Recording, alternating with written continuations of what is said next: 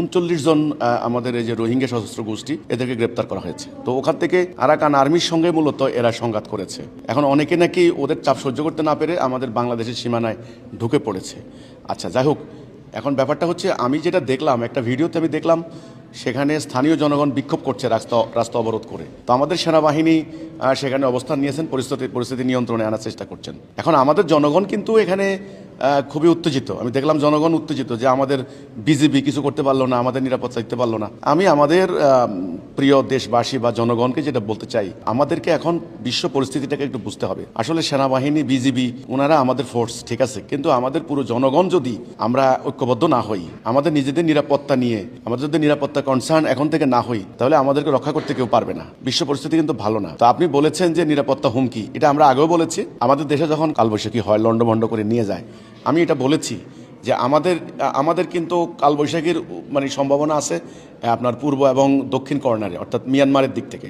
এটা এই যে গত কয়েক দশকের সবচেয়ে অমানবিক ঘটনা ঘটেছে। আপনার মিয়ানমারের প্রায় আপনার 24 লক্ষ মুসলমানকে সেখান থেকে বের করে দিয়েছে। এখানে বিশ্ব মানবতা নীরব।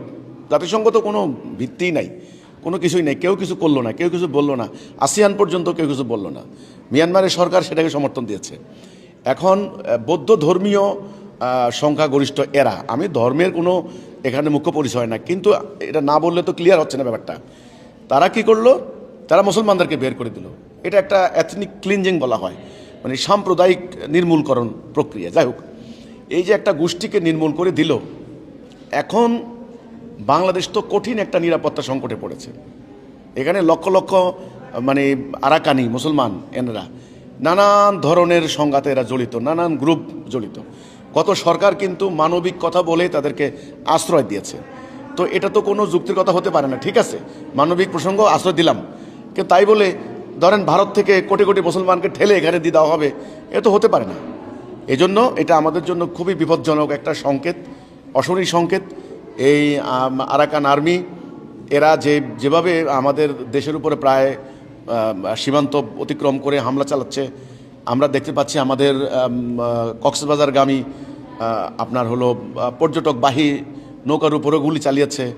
আবার আমাদের যারা জেলে আছে তাদেরকে ধরে নিয়ে গেছে অনেককে। এ পর্যন্ত কিন্তু ওই কর্নারে এগুলো হয়েছে, মাদক এবং অস্ত্র চোরাচালানের একটা রুটে পরিণত হয়েছে। তাই আমার কথা হলো, এটা বাংলাদেশের জন্য কঠিন নিরাপত্তা সংকট সৃষ্টি করছে। দ্রুত সরকারকে শক্ত অবস্থান নেওয়া দরকার।